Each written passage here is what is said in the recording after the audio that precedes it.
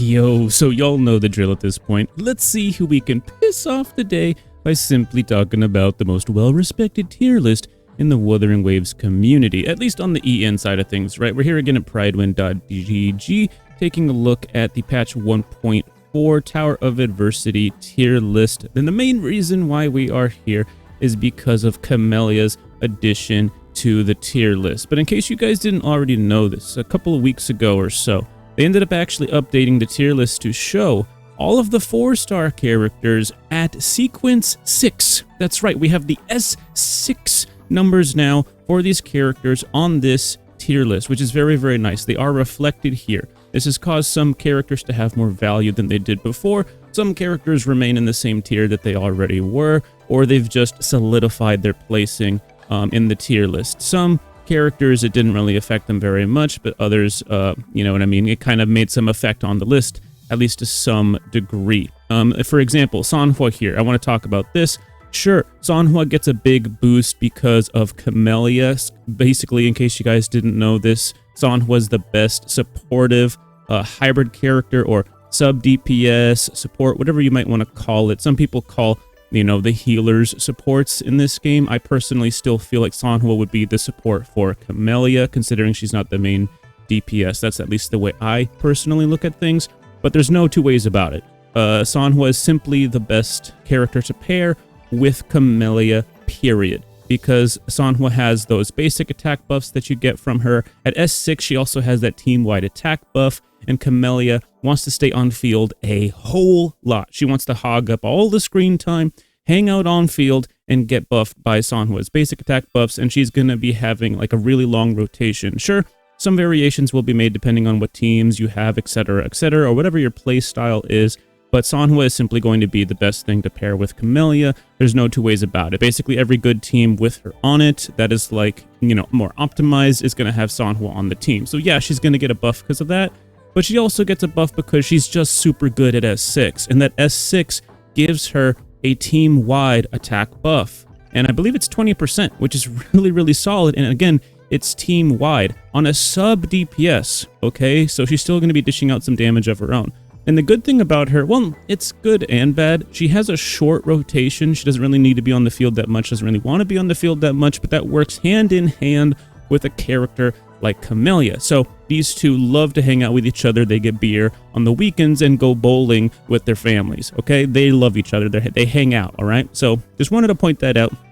That's a really big thing. We're obviously going to talk about Camellya a little bit here, and so let's go ahead and do it. So this character is so much fun to play, dude. I thought that Changli was one of the most fun characters to play, despite the fact that she's kind of a funky character. She doesn't have like a best team per se. She kind of sits in a weird spot right now until maybe some other future characters come out that like she really shines perfectly with, you know what I mean? But she's still so fun to play, and there's so many combos and cancels and fun things you can do with her. And Camellya has a very fun playstyle as well. At least that's the way I feel personally, and it's very fun because you can keep her on field for a long period of time, and that's something we really like to see. Some people really like hot swapping, so maybe Camellya's not your favorite character because of that, but she's a really, really fun character to play, at least in my personal experience, and I got to already play her in the patch 1.4 beta, so I speak from a place of experience. This isn't my day one with the character, just so that you guys are aware. I have been in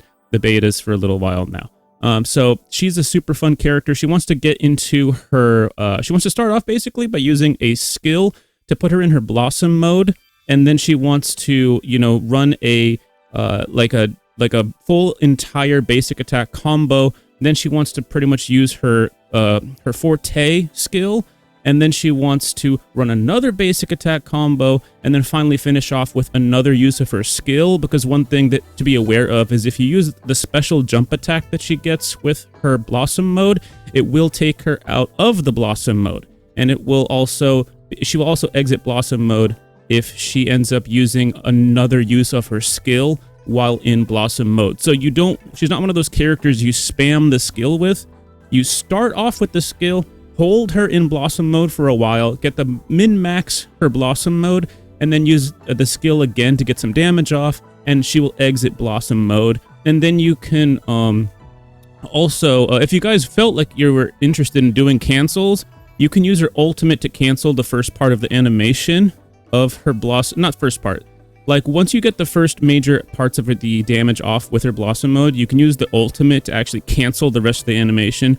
You don't have to do this, but it saves some time. So just keep that in mind. Something very fun you guys could do if you're interested in doing that. And then, of course, finish off the combo with a use of her Dreamless Echo. If you guys are using her, she's a Havoc user, so definitely use the Dreamless Echo on her. It's her best Echo, in case you guys weren't aware of that. So she's not a hard character to play, but to min-max her, if you just put your brain cells together for a couple of minutes, she can really do a whole lot. And she's very fun to play as a result of that. She has some variations of her basic attack you can do.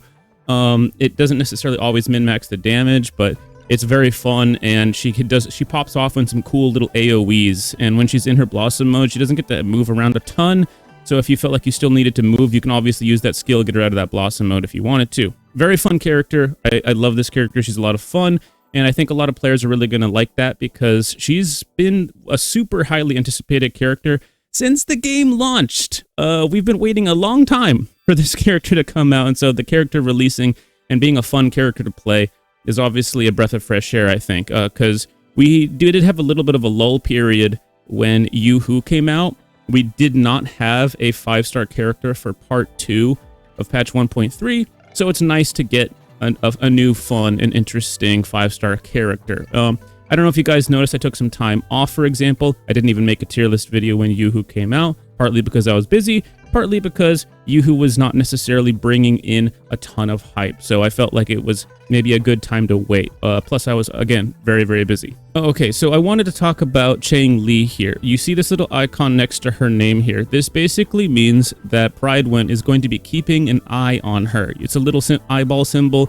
They're going to be kind of watching her, keeping an eye on her, because she doesn't really fit super duper well into a specific role, meaning she's not like the best for anything right now. So they're keeping an eye on her because it's possible that if she does not find her place like properly, don't get me wrong, she's still very, very good, but a tier list is meant to, you know, show an optimized character working at their best. And the thing is, it's hard to find an optimized team for her that works as well as some of the other optimized teams we have, like Camellya, Sanhua, or like Jinzhou and Jeje. You know, things like Mortefi and Jian, things like Changli, Yao, and Yinlin. Don't get me wrong, she's still fun, she can still be utilized well, but she doesn't have that synergy that is omega powerful right now.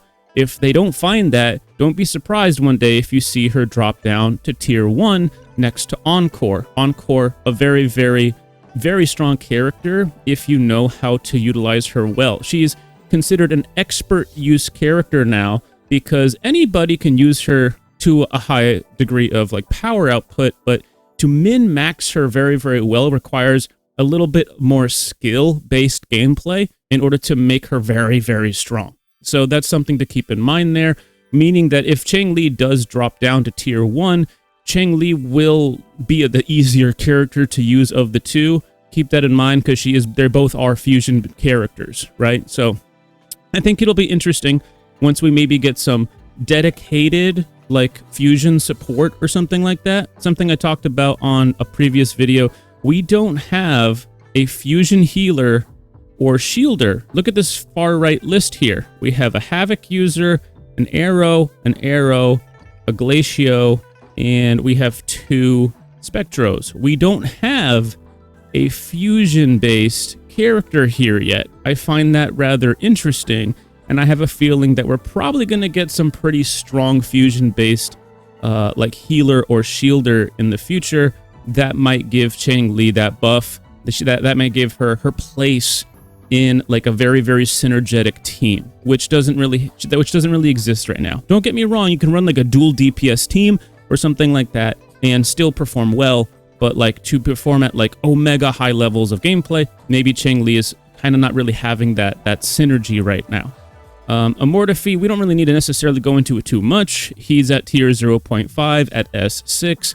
One reason of that is because he buffs heavy attack damage, which a character like Jian, who's been around for a long time now, he's the first the first 5-star that ever came out in the game. These two hang out and pair together very, very well. And so, in case you guys weren't aware, Sanhua is kind of like a basic attack buffer with some extra bells and whistles, and Mortefi is kind of like a heavy attack buffer with some extra bells and whistles. And basic attacks are utilized, and Sanhua is just better right now. She just simply is, for a number of reasons, and one of them is because a lot of characters like to have their basic attack buffed, or characters like Camellya that recently came out, which are really strong, have such a great synergy with her and just work really well, especially because she has a very short rotation, and that could work really, really well on a lot of different teams, especially if they're hot swaps, or you have a very greedy DPS like Camellya that wants to be on the field for a really long time.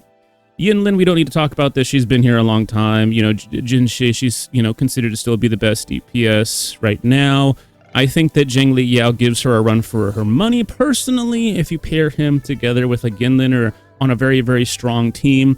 I think the fact that the free 5-star we got is this good is absolutely insane. I think he's even more impactful than Dr. Ratio was in Honkai Star Rail when we got him for free, and he was a super fun breath of fresh air, very strong character when he came out. I think Zheng Yao is actually performing even better than that. He's just such a strong character, one of the strongest in the game. It's crazy we got him for free.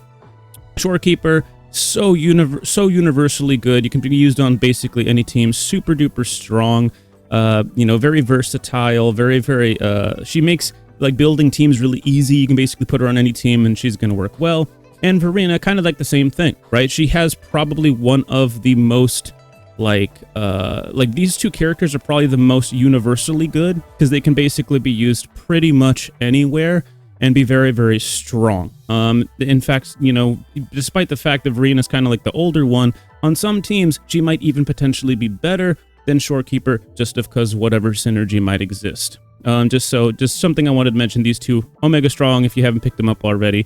I know Shorekeeper is not around, but if you're a new player, definitely pick yourself up Verena with the free 5-star choice. Baizha, despite getting S6, did not actually really move anywhere in the tier list. I think I was expecting her to maybe get bumped up 1 tier, but I think the introduction of Yuhu actually caused that to not happen because they basically are competitive with each other and for their place on the tier list. I know they're not the same character, and that's not what I'm saying. I'm saying that they're competitive for their slot on a tier list, meaning they're roughly around the same tier. And I think if Yuhu hadn't come out, you might have seen Baizha bump up a little bit. But I think because they compete with each other and there's not necessarily one that's so much better than the other that they deserve to be higher than the other, that's why I think we see them at tier 1 rather than at 0.5 or something like that. We saw Jian Xin actually drop down somewhat recently because her grouping is not really that important right now. We're more focused on dealing with like strong, like one strong enemy in Tower of Adversity, or like a couple of strong enemies or so. We're not really dealing with groups in the higher level stages anymore, so she kind of like fell off a little bit. And when you have characters like Baizha, Yuhu, Shorekeeper, Verena, these are just, far and above better characters in the meta right now. Sure, Jian Xin does have some teams she works well on, but those teams don't necessarily outshine having a Shorekeeper or a Verena on those teams instead of her. So she did drop down. And of course, we don't really need to say much about Yang or Tao Chi. Even at S6, Tao Chi still remains here at tier 3. I've heard buzz from some people that, oh my god, try her at S6, you don't get it. And it's like, bro, but when you compare her to all the other S6 4-stars, she still kind of doesn't have the juice. Okay, she doesn't have the juice. You know what I mean? She's not necessarily going to be like, okay, here, think about it this way. If Jian Xin and Yang were up here at tier 1.5, then yeah, you'd see her bump up a little bit. But there's a distinctive gap between some of these supportive characters, some of these healers, the sustainability slot. And because of that being such a competitive role right now, because there's not a whole lot of characters for the role, unfortunately, Tao Chi is just not as good as the rest, I guess you could say. It's kind of like with our boy over here, Lingyang. Not a lot of folks like pulling Lingyang. When they pull Lingyang, they usually are a bit upset because pretty much any other of the 5-star standard banner characters would have been better. He has this unfortunate situation where despite the fact that his ladder combos could be really fun, you don't really ladder combo the big boss enemies, so it doesn't really matter.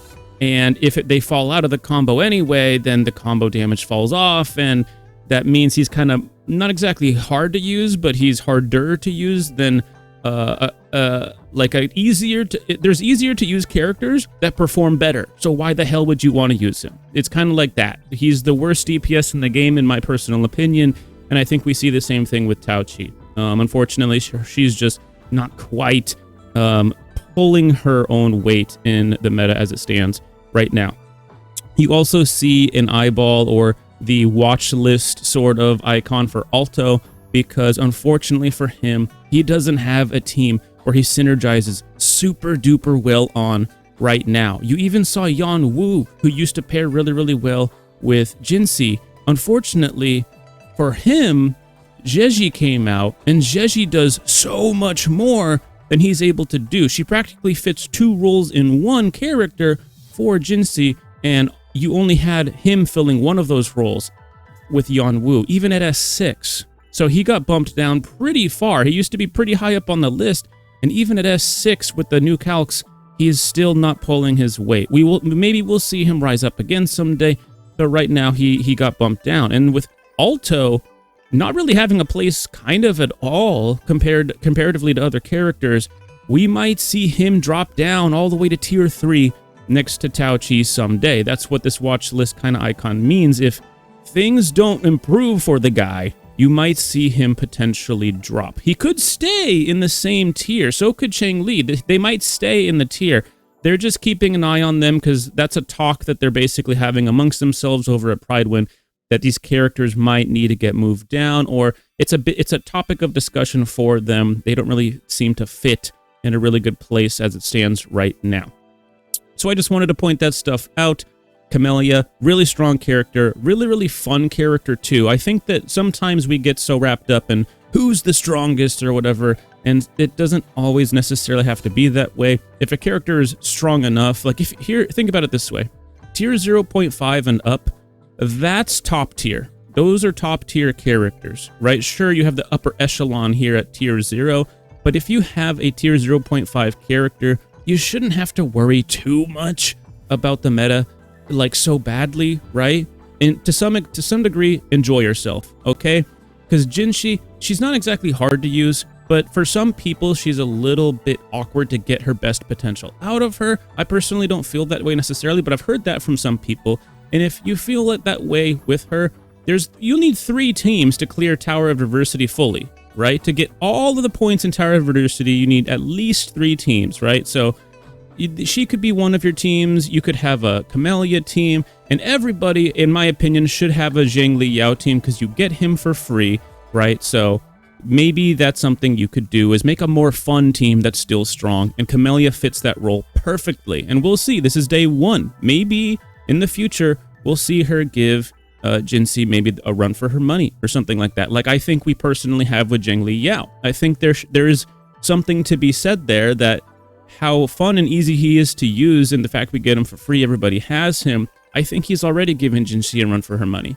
I don't know if that necessarily means he has to be at tier 0, but he's definitely one of the upper echelon tier 0.5 characters. Anyways, if you guys like this kind of stuff, consider leaving a like and subscribe, and I'll see you guys in the next one. Peace out.